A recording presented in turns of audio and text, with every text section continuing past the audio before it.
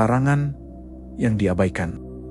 Langit sore mulai berubah warna, berganti dari jingga ke ungu keabu-abuan saat Ellie, Putri, dan Benny tiba di desa kecil di pinggiran kota Batang. Jalanan setapak yang mereka lalui terasa lenggang.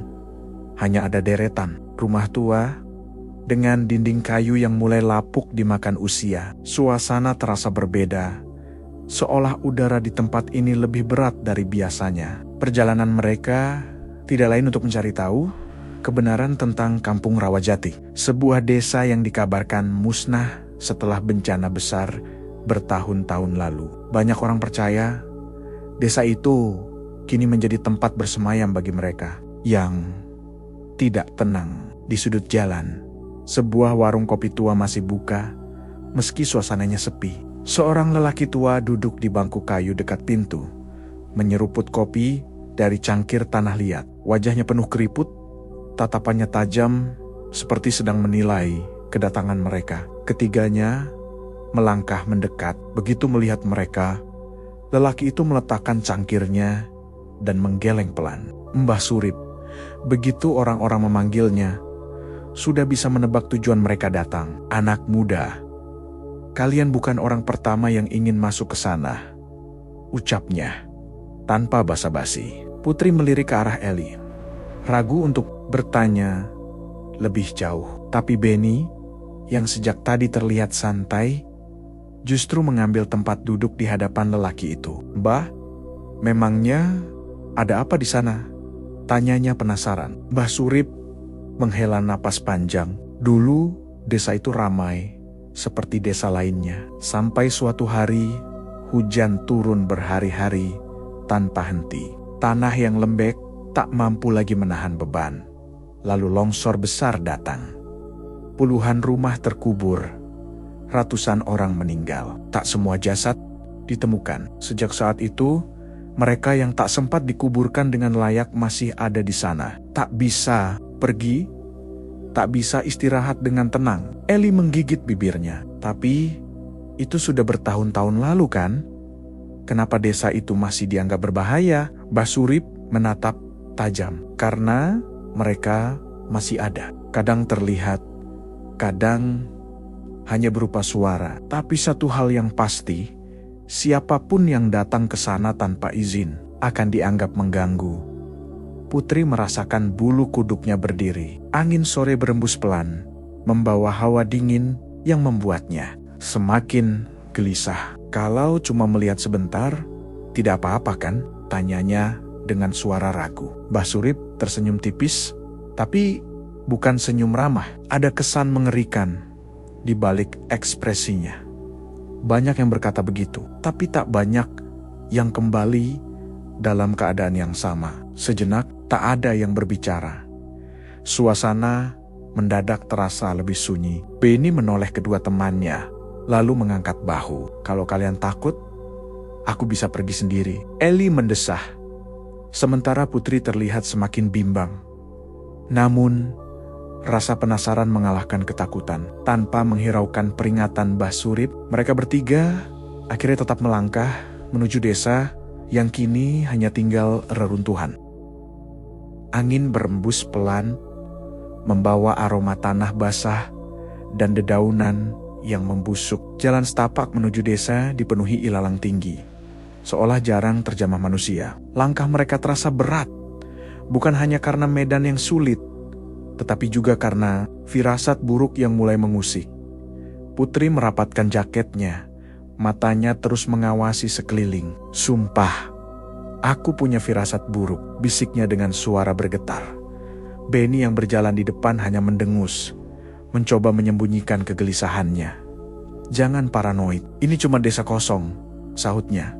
Meski nada suaranya terdengar kurang yakin.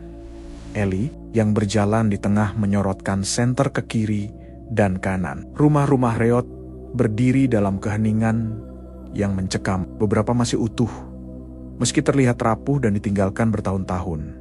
Sementara yang lain hanya menyisakan rangka kayu yang lapuk. Kalian yakin ini ide bagus? Tanya Putri lirih.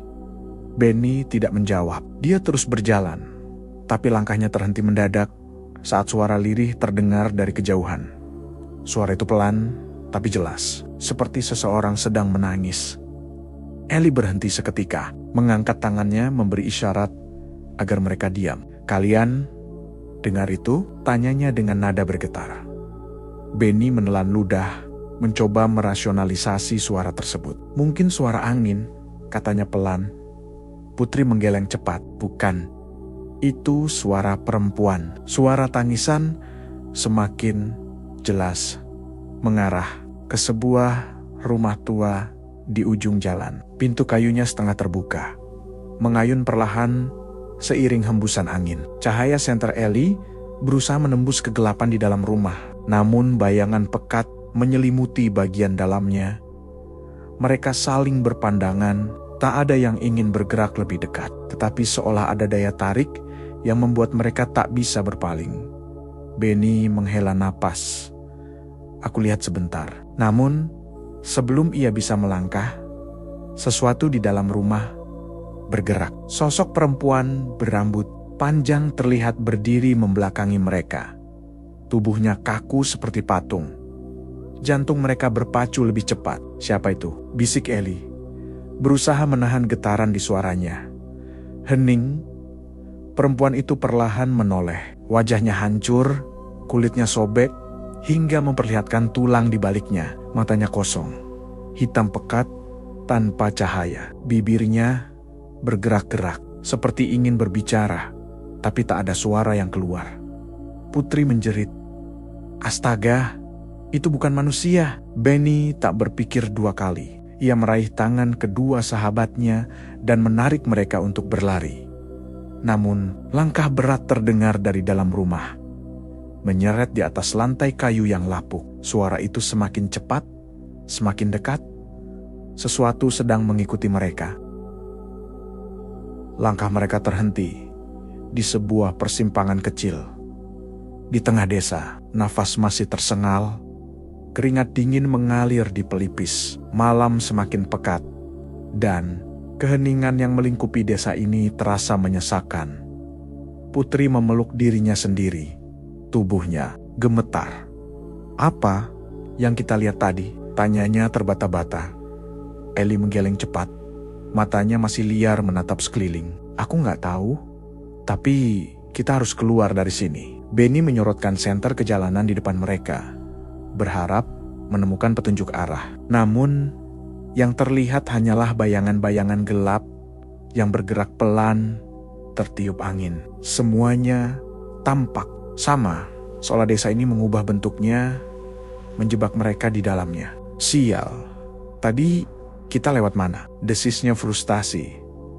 Lalu, tanpa peringatan, suara tawa kecil terdengar, pelan namun cukup jelas. Suara itu menggema dari balik rumah tua, menyelinap ke dalam telinga, menelusup hingga ke tulang. Ellie merapatkan diri ke arah dua sahabatnya. Suara bergetar, "Kita nggak sendiri di sini." Benny menyorotkan senter ke sekitar, dan saat itulah mereka melihatnya. Bayangan-bayangan mulai muncul di antara rumah reot. Sosok-sosok dengan tubuh yang hancur, kulit mengelupas, wajah penuh luka menganga, dan mata hitam kosong. Mereka tidak berbicara, tidak berteriak, hanya berdiri, mengawasi dengan ekspresi dingin yang tak terbaca. Kemudian mereka mulai melangkah, perlahan, tanpa suara. Putri mundur, tubuhnya menegang. Mereka datang. Benny tak membuang waktu. Ia meraih tangan kedua temannya, menyeret mereka untuk berlari. Namun, sekeras apapun mereka mencoba, desa ini seakan menolak melepaskan mereka. Setiap gang yang mereka lewati terasa seperti kembali ke tempat yang sama. "Ini gak masuk akal," teriak Ellie, panik. "Kita seperti berputar-putar." Lalu, tiba-tiba Ellie tersandung sesuatu dan jatuh keras ke tanah. Putri berbalik, hendak menolongnya. Namun, sebelum Ellie bisa bangkit, sesuatu yang dingin dan kasar mencengkeram pergelangan kakinya. Dari tanah yang retak, dan lembab. Sebuah tangan pucat muncul, jemarinya panjang dan menghitam, mencengkram kuat seolah tak ingin melepaskannya. Eli menendang dengan panik, tetapi cengkraman itu semakin erat.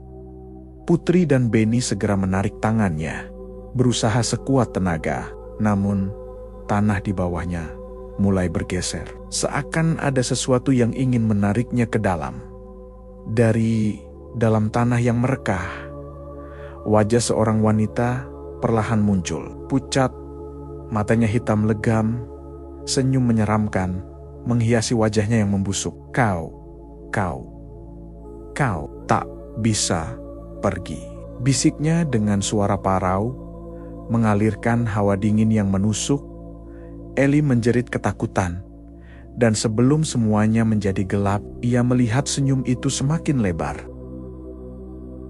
Benny menendang tangan mengerikan itu dengan sekuat tenaga. Cengkraman di kaki Eli akhirnya terlepas, dan mereka segera menariknya berdiri. Tanpa membuang waktu, mereka kembali berlari, mengabaikan suara gemeretak di belakang mereka yang semakin mendekat. Di tengah kepanikan, mereka menemukan sebuah rumah besar yang tampak lebih kokoh dibandingkan bangunan lainnya. Tidak ada waktu untuk berpikir, mereka segera masuk dan membanting pintu di belakang mereka. Ruangan itu gelap, aroma lembab bercampur dengan bau kayu lapuk memenuhi udara. Hanya ada meja kayu tua dan beberapa perabotan yang masih berdiri di sudut ruangan. Cahaya senter Benny menerangi lantai, dan di sana mereka melihat sesuatu yang aneh.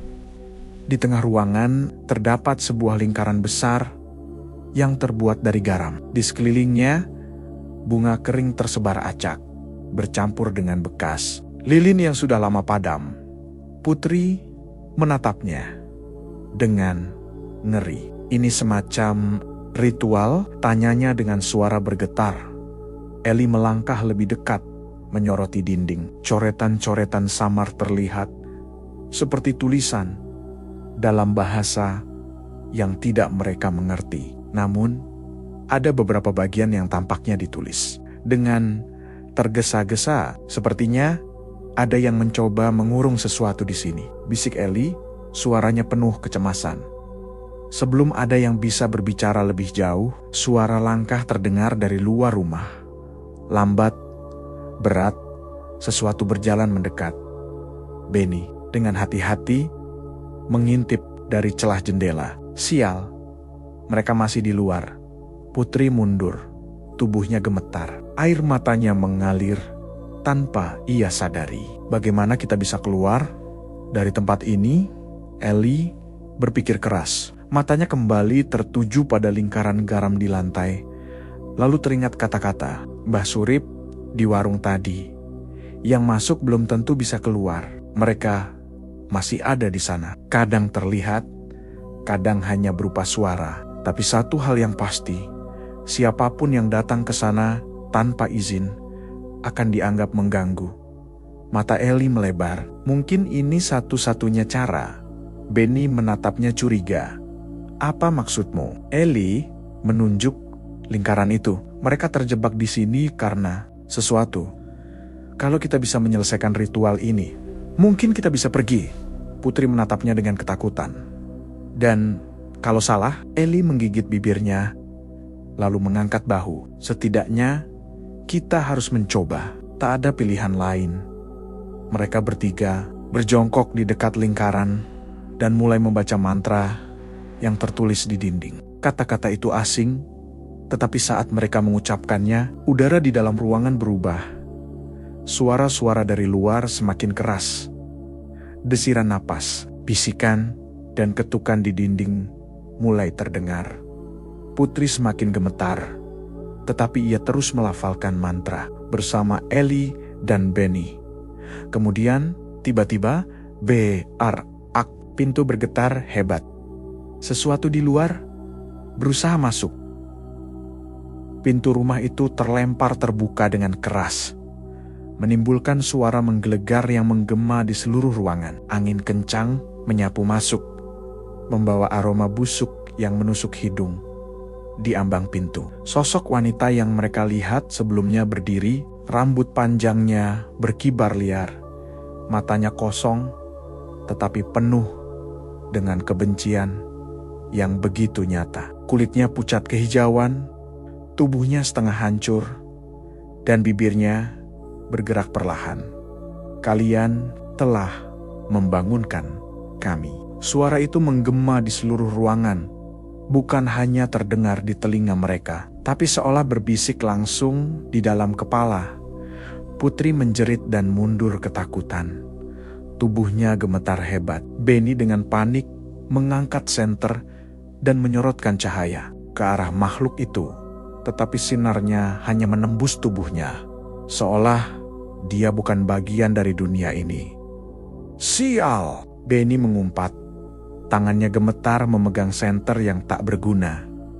Sementara itu, Ellie dengan putus asa terus membaca mantra dari dinding. Suaranya bergetar.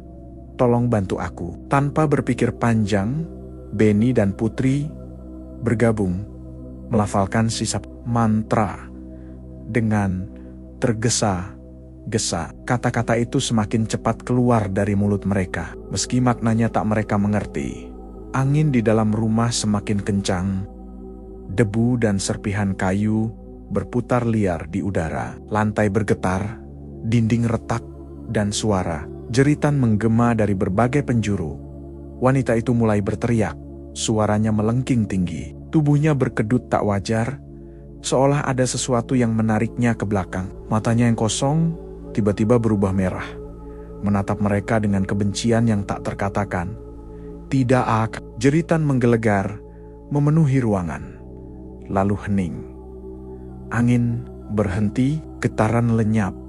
Saat mereka membuka mata, rumah itu telah menghilang. Mereka tidak lagi berada di tengah desa yang hancur. Sebaliknya, mereka berdiri di pinggir jalan. Tepat di depan warung kopi Mbah Surip, udara kembali hangat, bau busuk telah hilang, dan suara jangkrik kembali terdengar. Mbah Surip menatap mereka dengan ekspresi sendu, seolah sudah tahu apa yang terjadi. "Kalian berhasil keluar," katanya pelan. Putri jatuh berlutut. Tangisnya pecah. "Itu semua nyata kan?" bisiknya, masih belum percaya dengan apa yang mereka alami. Mbah Surip mengangguk perlahan. "Nyata. Dan tidak semua orang seberuntung. Kalian, Ellie, Benny, dan Putri saling berpandangan. Tubuh mereka masih dipenuhi keringat dingin. Napas mereka tersengal, tetapi satu hal yang pasti, mereka selamat. Namun, sejak saat itu, mereka bersumpah tak akan pernah kembali ke kampung Rawajati. Tapi satu hal yang mereka sadari, meski mereka berhasil keluar, desa itu tetap ada. Dan arwah-arwah di dalamnya masih menunggu korban berikutnya. Selesai.